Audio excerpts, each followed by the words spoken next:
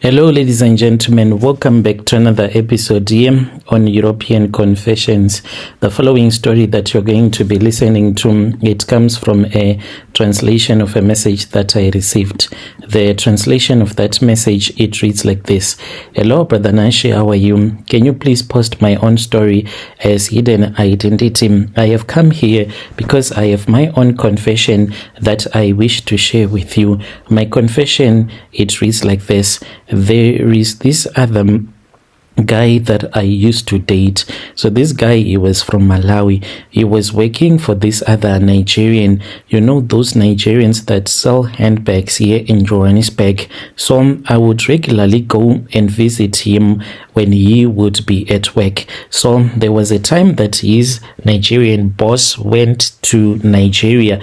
There were things that he wanted to do. I think that he was also a drug trafficker because he would go to Mexico, Canada, and he would just go even maybe for a week to Mexico, and he would come back. When he would have came back, then my Malawian boyfriend would tell me that he would see some money that would be inside the car, a lot of money, because he was also staying at the Nigerian's house in the estate, and he was saying that this Nigerian had so much money like he had never seen in his entire life. So whenever he would tell me this, I would also tell my parents that I'm dating this Malawian guy. His boss has so much money.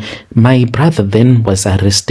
After my brother he had been arrested, he then joined a prison gang. That is how it all started. He was in prison for 2 years. When he came out of prison, he had some numbers and he had joined a prison gang.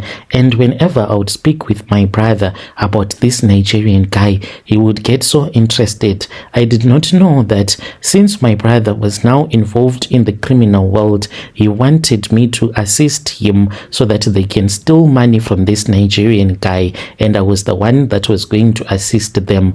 Later on, then my brother started to tell me how much we can make, and if we try to make other deals, we can make money. We can even end up staying in the estates. And I used to go and sleep over at my Malawian's boyfriend's place where he was staying whenever the Nigerian was not around. We would even sleep in the Nigerian's bed, and the way that it would feel so comfortable. That house was so amazing. The house was so lovely. There was everything that you can ever ask for, and I also wanted that life. But my boyfriend, he was very poor. He was just someone that they used to sell those bags. So me and my Malawian boyfriend, we really loved each other.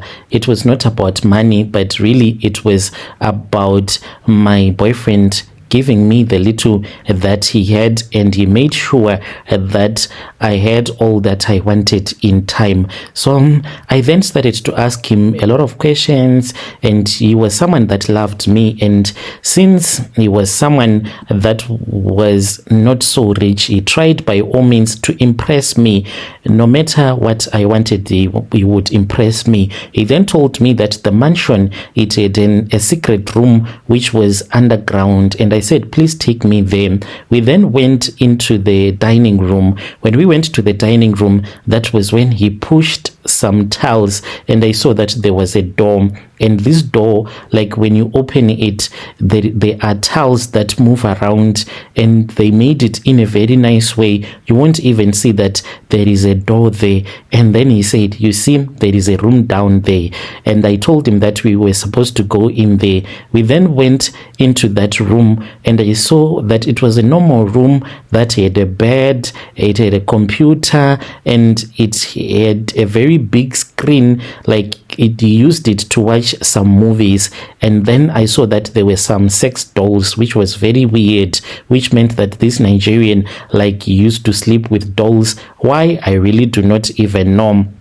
And then that was when he showed me the money. This money that he revealed to me, it was underneath the bed, and the bed that was in there, it was those old prison beds that are metallic beds. So he said, let us lift it up. We lifted that small bed, and I saw that there was a big metallic trunk, and he opened the trunk, and I saw that there were bundles and bundles of cash. And I said, wow, that is a lot of money. I asked him why he did not steal the money. He was like, us Malawians, we are not like that. And I said, it means you Malawians, you are foolish. How can you work for someone with so much money simply because you want to protect the name Malawian, so you cannot steal? You are very foolish. So I was angry with him. I said, let us take some money, and we ended up stealing 3k. After we had stolen the 3k, he said that he can only take 200 rand, and I took the rest of the money.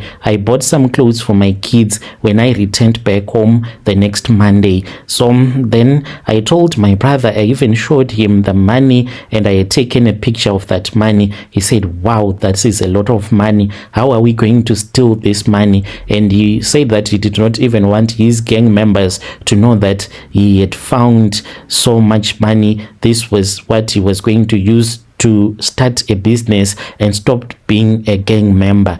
So then I said, I really do not know. He sat down and he said, okay, I have thought of a plan. You are going to drag your boyfriend. And I said, you want me to drag my boyfriend? That is very evil. I can never do something like that. He said, you have to drag him. And once you have dragged him, when you are sure that the Nigerian man will never come, then we make a plan so that you can give me the money. And I said, okay, it's fine. And he went and he came with some powder, like this powder that he gave to me. It was more like millimel, but it was red in color. He said, when you cook food for him, you can put in the food or you can put it into the water.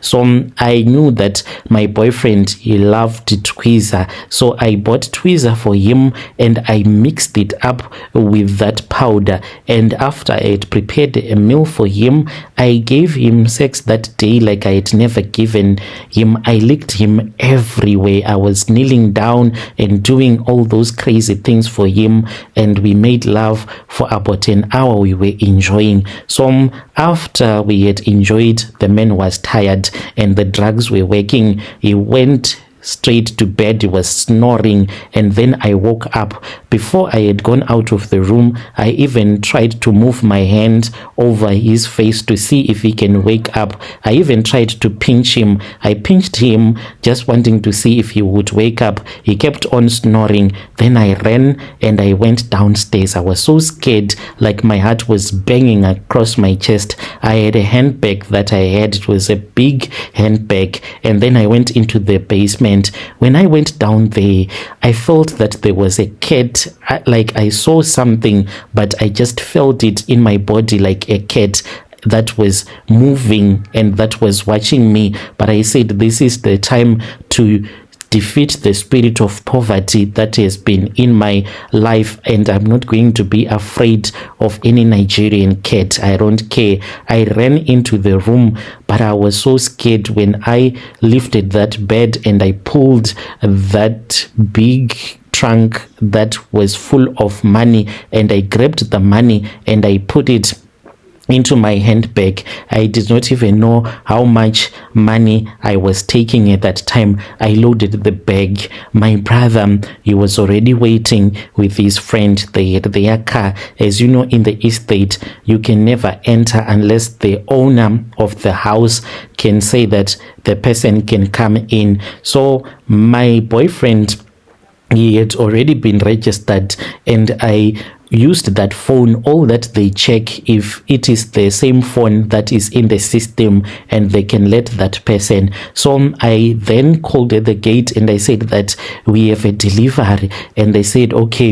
And I told my brother to say that it is Mr. D delivery, and then he said, it's Mr. D, I'm going to such and such a house. And then that was when they let him in. I told him to drive very fast before my boyfriend would have woken up. I was literally standing by the door as I was walking around because I was scared, and he told me that they were at the gate. I ran outside of the mansion. I went and I gave them the bag and I ran back inside. And later on, when my boyfriend woke up, I was also pretending as if I was snoring. I had covered all the evidence. I had made sure that I had returned everything to its rightful place. And when he woke up, he started kissing me and he said he wanted another round. And I said, yes, papi, you can have whatever that you want, but I am tired, Joe. And he gave it to me and I said, I want to go and see my child. Mommy has called me. He's saying that my child is not okay. So then that was when I went back to my parents' house. My brother was already waiting for me. We then counted the money which was in his room. The Nigerian man came after many months because he would spend months in Nigeria and come to South Africa. By that time, my boyfriend, he had gone to Malawi, so he did not even realize. When he came back, I broke up with him. I broke up with him because I was scared, because I was like, right now, what if he finds out that this is what I did? So, Brother Nashin, I then broke up with him. I just gave him a story like, I can't continue with you, this and that, and then we broke up. After we had broken up, and then I found another guy and we started staying together. This guy, he was a South African guy. That was the guy that I wanted to get married to so that I can have another child with a South African guy, not with a Malawian man. So whenever we would be together, like, he would just scream and I would ask him what is wrong. So I thought that I was dating someone that was mentally ill. Why was he screaming at all the times? So he would see a cat. He was scared to tell me that I'm seeing a cat whenever I am on top of you. He would say that this cat would be wearing my skirt. It was something that was funny when he told me that. I laughed at him. The second boyfriend, the same thing happened. On the third boyfriend, that was when I knew that something is definitely wrong. It is not a normal thing for someone to keep on having boyfriends that see a cat that will be wearing my skirt. So I then started to tell my brother. At that time, my brother, he was still alive. I told him that there is something that is wrong. I think that it is all because of the money that we stole. We need to make a plan. Let us return this money. And he said, when you are crazy, you want me to break down my business? Do you know that if I return all the money that we took, it means that I'm going to go broke? He was dating a very rich woman at that time and he wanted to get married to that woman. My brother died after he had bought his BMW. The day that he bought the BMW, the next day it was his birthday, so he went out for a ride. He was supposed to die with his best friend, and the funny thing that happened, it was funny and sad at the same time. Like, he started fighting with his friend and he said that you are just a broke, stupid person, get out of my car. And then he started driving and he just left his friend in the middle of nowhere.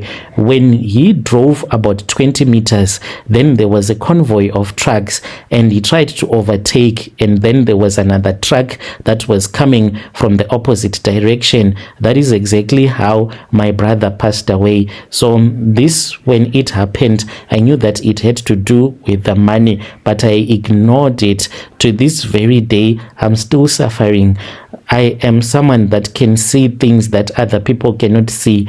There was a day when I was walking and I saw a dead woman. This woman, she had died the previous month, but I saw her. She was just looking at me and she seemed to be so sad somehow when she was looking at me. So I need advice. This Malawian guy that I was dating, I last saw him a very long time ago because my life was okay. I really did not have any thing to do with him anymore, since I was already someone that had a small business that I was running. And where to find him right now, I do not know. Am I supposed to go to that same estate hoping that the Nigerian guy is still staying there, and then I tell the security that I stole some money from a certain Nigerian? The house, I still know it very well. If they allow me into the estate, I will point at the house because I used to spend a lot of time whenever he was not in in South Africa with my Malawian boyfriend. If I do something like that, do you think that I can end up getting arrested?